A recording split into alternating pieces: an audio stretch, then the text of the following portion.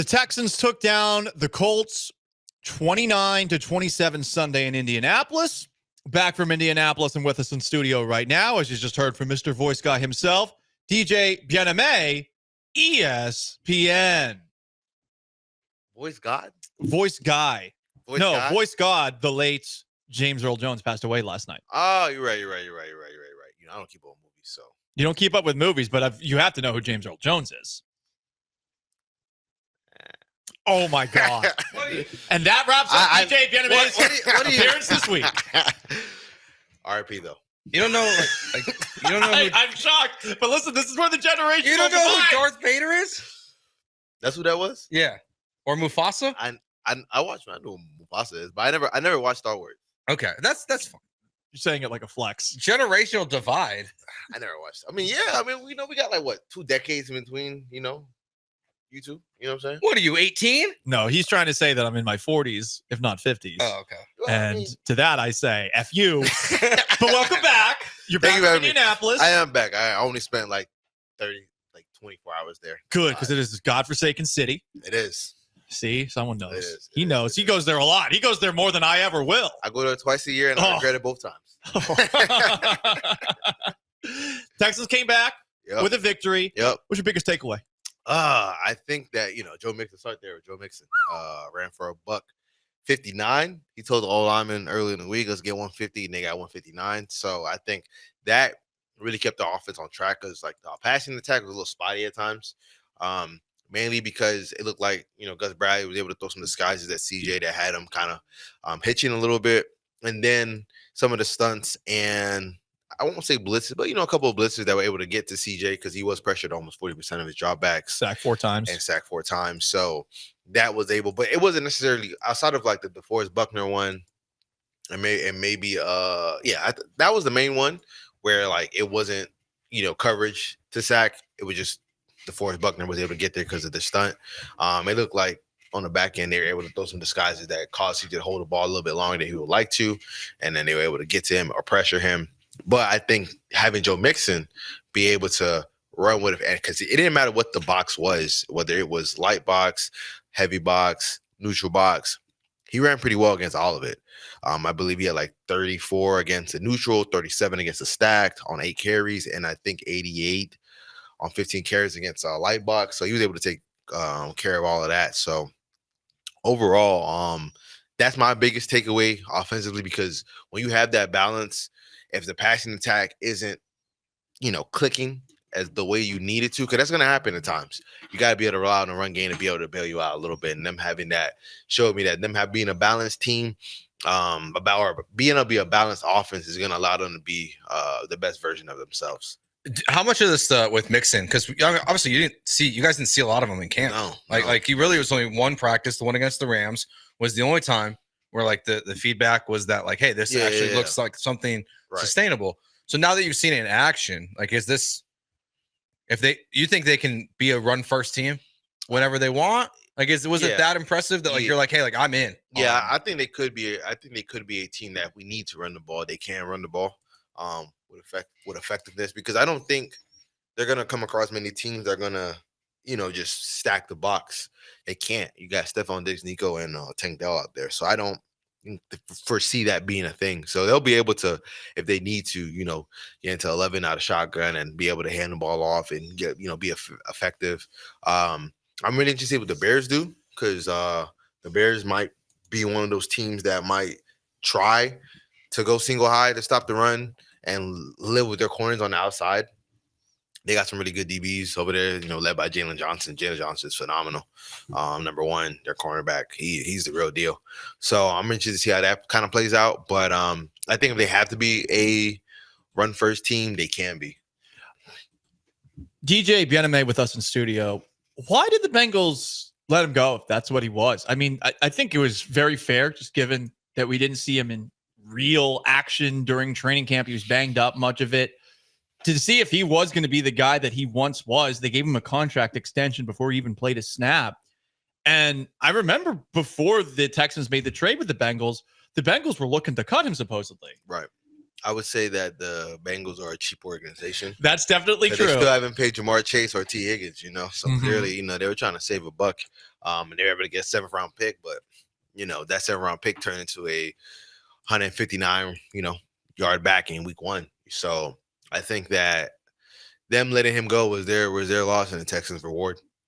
Took advantage of a dumb organization. It's not the only reward the Texans got from someone moving on from a player. Stephon Diggs, 2 touchdowns. Right. His debut. I mean, you got Mixon, a $159 touchdown. Stephon Diggs, 6 catches, 2 touchdowns in week 1. You couldn't ask for more from these new guys. Yeah, and I think both of Stephon Diggs' touchdowns came on 3rd or 4th down, which is the money downs, and a 4th down. Because it's funny, like now that we can think about it, if they don't score that touchdown at the end, right, there's a chance that the Colts go down and they score, because the very next drive they actually did go down and score. So, them going to Diggs, because he said, money on the floor, trust one. That it looks like that's what Bobby's going to do this year, right? In the biggest moments, try to lean on Diggs, lean on Nico, and him being able to make plays in the first game. I think that was his first multi-touchdown game since week 4 against the Dolphins 2023. He went for 3 touchdowns, and that was his first touchdown since week 11 against the Eagles. So him being able to get into the end zone, I know that felt good for the offense, felt good for him, and just felt good for the chemistry that they're building. In the red zone, it's clear he's the number 1 guy that Stroud's looking at. I hate the term wide receiver 1. Drives me crazy. I hate it. Hate it. Mm-hmm. But if there's a wide receiver that CJ Stroud trusts most, I'll say it like that, did feel like Nico Collins was the guy for week 1. And man, there were some impressive moments in that one, whether it was, once again, Nico Collins running by the whole Colts defense. Stroud underthrows it. It's 57-yard catch downfield. It's the throw that Stroud made rolling to his right, 3rd and 14 across his body over the middle of the field to Collins. Mm-hmm. And then, man, that last throw, 3rd and 11, Nico gets a knee down. I don't know how Stroud fitted in that window, but Collins was great. And Collins is a Colts killer. He has 22 catches for 458 yards in his last 3 games against the Colts. Yeah, that was a throw of the day. I mean, I think that was a throw of the week. Honestly, it was so good. I don't know how he fit it. It's crazy how people, they aren't talking about it as much as people are drooling over the Trevor Lawrence throw, and I was like, it was a good throw. It was a great throw, but that throw in that situation in that moment was way, way, way better than the throw to Trevor. When it comes to Trevor, people just lose their mind. Trevor can just pass gas, and they're gonna be, oh my God, look, do you smell this elegant perfume? This is the best pass gas this best fart smell I've ever smelled in my life. Trevor can do all Trevor gotta do is make one throw that, and that was a good throw. But people were like, oh my God, gushing over. I'm like, yo, come on, they scored 3 points they scored 0 points in the second. Yeah, and you know what I'm saying? They go so crazy about Trevor, and people gave some love to Stroud's throw, but that should have got more love because the tightest of windows, he fitted into Nico Collins, according to Action Stats, was 2 yards from the sideline. He fitted in on 3rd and 11, where it was as tight of coverage as it got, and that basically iced the game. You know what I'm saying? So that throw was for the win. But Trevor's throw was just a nice highlight throw. You know what I'm saying? But hey, when Trevor does anything, people gas it. At least outside of Houston. Yeah, because people in Houston, we're not. There's a lot of people who don't love Trevor Lawrence. I mean, Joe, earlier today, you said you. Well, we were talking about lapping the. I feel like Stroud slapped the entire rookie class. Yeah, and I kind of. Oh yeah. And I said, and the class before, or at one of the Trevor Lawrence class. I think he's lapped all of them. I don't think he's lapped Trevor. But I think that he's pretty. I mean, he's better than Trevor. I don't think he's lapped Trevor. I think he's obviously, 2 miles, 3 miles ahead of. Since you're a track guy, it's like the women's 4x4 in the Olympics. Yeah, that the Team USA, that giant lead. Nah, little reference there for you. Nah, it's more like if you run the 10K, he's probably 10 laps ahead of Bryce. Okay. If you're doing the 10K, he's probably a couple laps ahead of Richardson. Because while Richardson had some nice plays, right? 171 of his yards came on 3 plays. And they were very similar concepts. And they were just attacking the safeties, and they were able to exploit that. So what's going on there? I mean, that was an issue last year too. Yeah. And I'm not someone who knows what was going on those plays. And some people are going to blame Jimmy Ward. Some people are going to blame Derek Stingley, not his best day either. I don't know what the cause was on those plays. All I know is this was something we saw last year. I would say I think the corners actually played pretty well. I think that they were put in not the best positions play calling wise, but they held it down for the most part. I think that on the first touchdown, that's on Jimmy. You know, they're in quarters. You know, once it got vertical, Jimmy got to stay on top of that. He wasn't able to do that. On the third one, they went cover 2, and you know, I think Pierce was able to get behind Jimmy again. So I would say, you know, the safety room is a question mark, and I think that if they don't get that taken care of, teams is a copycat league. Like everybody's going to try to attack their safeties because, like again, like last year, you could attack their safeties, and you know. To follow up on that, I mean, Bullock had a great interception. Now there was some slipping and sliding going on that terrible field. Right? Is more Bullock the answer here? I mean, I would say like, yeah, like play more Bullock. I just don't know if that's gonna stop the explosives because he's a young player, so like he's gonna have like brain farts, like that's gonna happen. Like I would suggest if it continues, flipping Jimmy and Petrie and then putting Bullock in to replace Eric Murray. I would suggest that because Jimmy played nickel for the Niners before he got to Houston. And then, you know, just let Jalen go back deep at that point. Because while, you know, Jalen at times can be he's had moments, especially last year with a liability and coverage. I think that he's more athletic than Jimmy. So I think the play that Jimmy was able to score, I mean, not Jimmy, but Alex Pierce was able to score on, it doesn't happen if it's Petrie because Petrie has enough athleticism to stay on top of that. And it's very clear teams are like attacking Jimmy and like deep down the field. Like that is their MO. Like let's try to attack their safeties down the field and go from there. I think they'll be fine this week because one, Alex Pierce is pretty fast. Obviously, DJ Moore has some speed, but you know, he's not as fast as Alex Pierce. I'll say that he's not as fast as Alex Pierce. So I don't know if they'll be able to get over the top like that.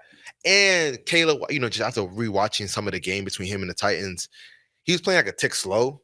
So if you're playing a tick slow, you don't have a rocket of an arm. The ball is going to kind of like float in the air and everybody be able to make a play on it. Where Anthony Richardson is just able to outthrow everybody because one, he has a howitzer of a cannon. Does. Yeah. And Alex Pierce is fast. So those combinations kind of led to that. What else did you take away from the defense in this game? Anything else stand out? Yeah, I would say run defense. Yeah, the run defense pretty good. Because you know I'm more worried about stopping the actual running back. I mean Anthony Richardson has some good scrambles, but he's gonna get his. Yeah, he's gonna get his. You know, a lot of his scramble wasn't like bunch of it was design runs. They're able to really stop the run. That stood out to me. I would say that, yeah. So I would say stopping the run. Obviously, you know, Anthony Richardson got his, but I mean, outside of like those 3 big plays, like the pass defense was kind of clamps because like they were kind of forcing Anthony Richardson to make throws, and he wasn't able to consistently make throws outside the number, underneath, timing throws. He wasn't able to do any of that consistently, right? So I mean, like there's times like he was just missing bad, like on a 4th and 1 early in the game to AD Mitchell. He threw that thing, could have gotten the stands, to be honest. So yeah, I'm not like, you know, I'm kind of a Richardson pessimist. I think he could become good, but like I'm really big on, like, he reminded me of Josh Allen early, and Josh Allen's like the only quarterback that was like completely toolsy that became like a star quarterback. Like, he's the only one like in recent memory, like we can go back like decades, because there's been a bunch of guys that had all the physical tools that couldn't ever put it together. So Josh is the only one. So I'm kind of betting with history that I don't really foresee Richardson being able to put it all together. If he does, all right, you know, he'll be a rock star, but that's a hard bet based off of history. He's DJ Bien-Aime, Houston Texans beat reporter for ESPN. While we're on Richardson, yeah, this was my big take yesterday, and I think some people interpreted it as the Texans had a lucky win on Sunday. No, I think the Texans, though, were fortunate that they went up against a quarterback who is as inexperienced, as inaccurate as Anthony Richardson.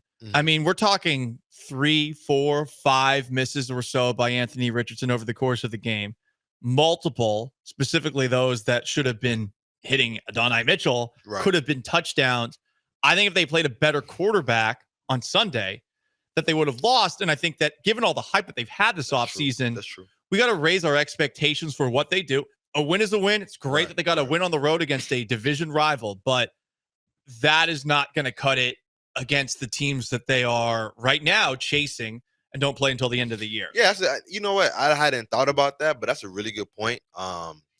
I hate to say that he made a good point. I know that hurt your soul. Hurt my soul. Worst moment of the day. I'm just gonna walk out. I'm riding high on cloud 9 right now. That's a great point because, this year, I'll attribute it to rust. Just first game jitters, things of that nature. But again, this year they're going to play, the Bills, the Cowboys, the Lions, the Ravens, the Chiefs, the Dolphins. I don't know if I'm ready to put the Jets in that. Oh, they stunk last night. Yes, we enjoyed that, didn't we? I'm gonna give them a few more weeks.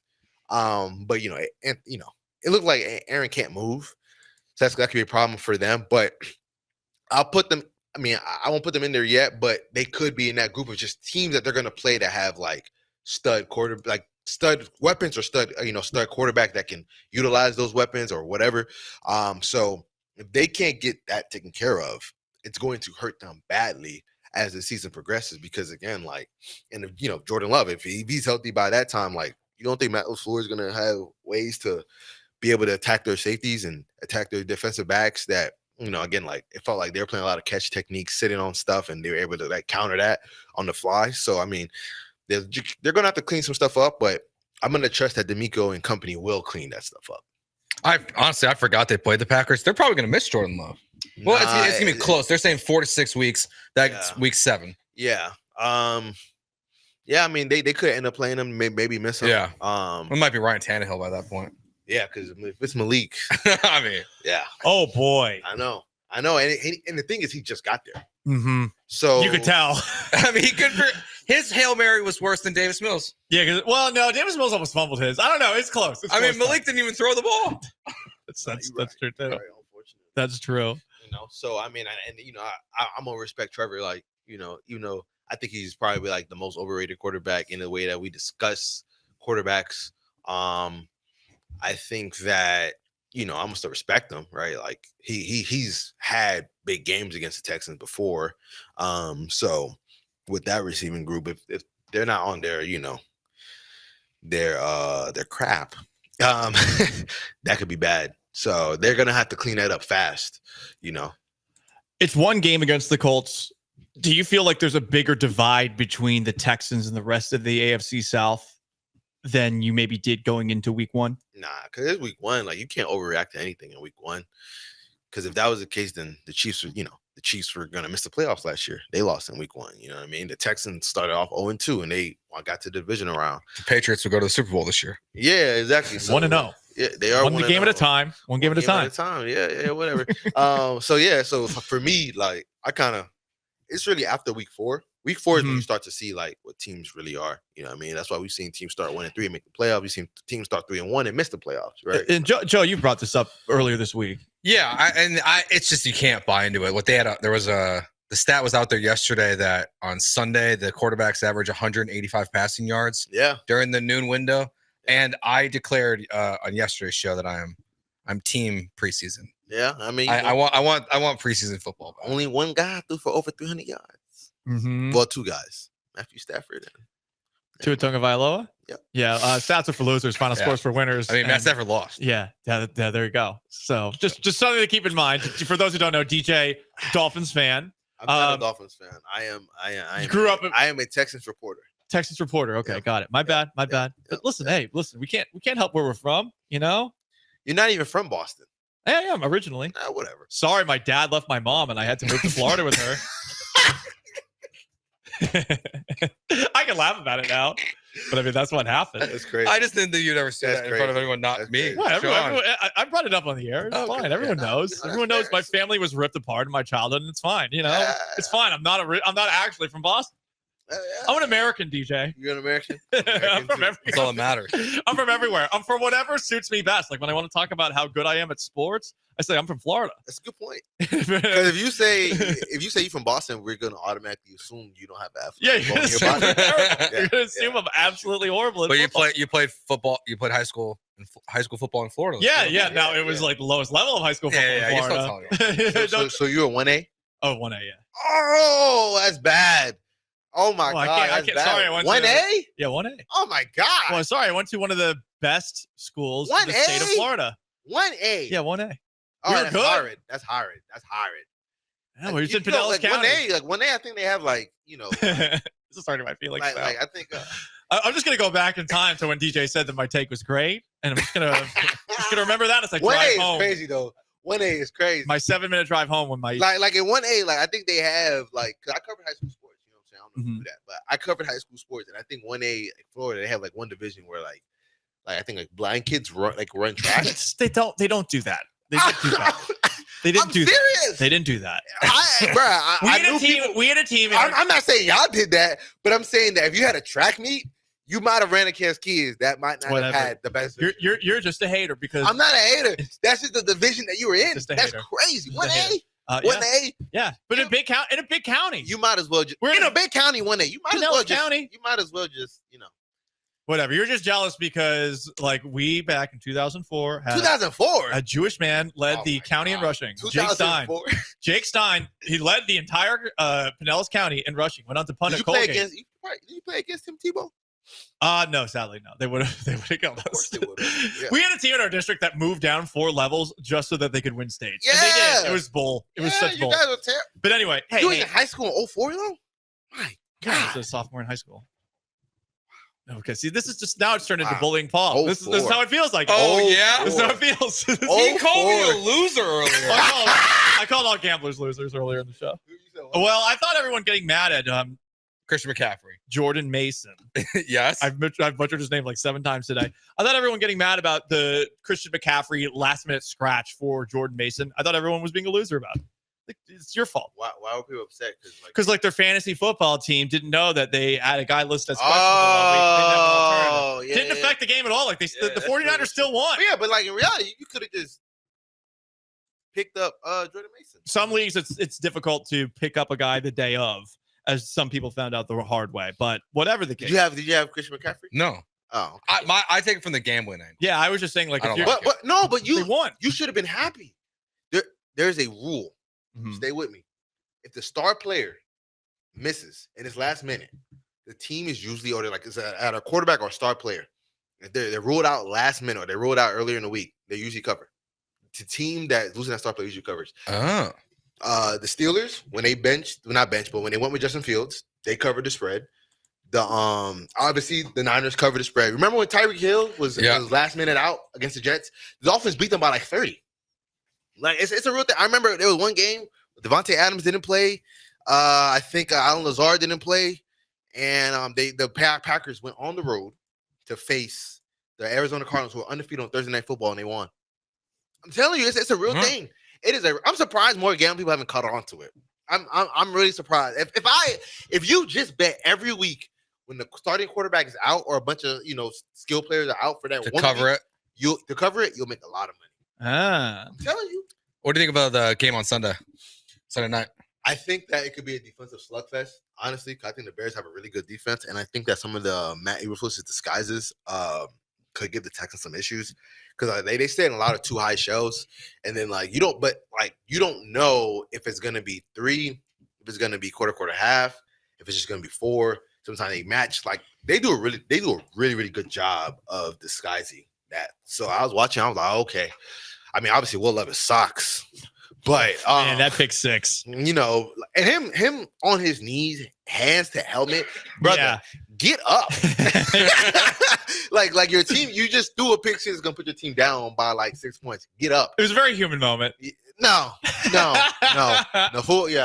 get up. But yes, the Bears defense looks legit. But I will say, D'Amico could undress Caleb this week. Because Caleb looks skittish. Another thing, the Mahomes comparisons really got to stop. He's more like a supercharged Russell Wilson than he is Patrick Mahomes. Because he if the pocket gets tight around him, he can't see over the pocket. So if it gets tight around him, that's why he has to kind of spin outward. He spins out a lot too. Yeah, because he literally can't see. Because he's literally 6'1". And he had around it all the time. He had 3 deflected balls this Yeah. weekend? Oh yeah. Now Yeah. that's it just depends like what your arm angles is. I don't think height matters that much when it comes to batted balls, but I remember talking to a NFL front office guy, and he was like, if your quarterback's not athletic, you do kind of because if they're not athletic and they're short, that could be a problem. Like if they're not athletic, the minimum height is kind of like 6'2". So they can see over the line. Caleb is 6'1". He's a legit 6'1". So there's a lot of times where the pocket got tight, he tried to like spin out and create. And I think because he just couldn't see the passing windows consistently. And he's like a tick slow. He was a tick slow with some of his throws. He kind of was waiting for guys to actually be open when NFL. You got to throw him open. I still think he's a really good talent. Well, I think he's still a special talent. But I think week 2, this is a tough spot on the road. Texans' first home game of the season, I think it's going to be deafening in there. People are going to probably be bleeding out their ears. It's going to be sold out in there. So I think that this could be a game where like he could get undressed by D'Amico. Just like DJ undressed my high school football career. Yeah, I did. R.I.P. You're playing against blind football players. No, not blind. They weren't blind. God. I did do a quick Google search and found the track and field roster for the school, the deaf and the blind. See, we didn't go up against them.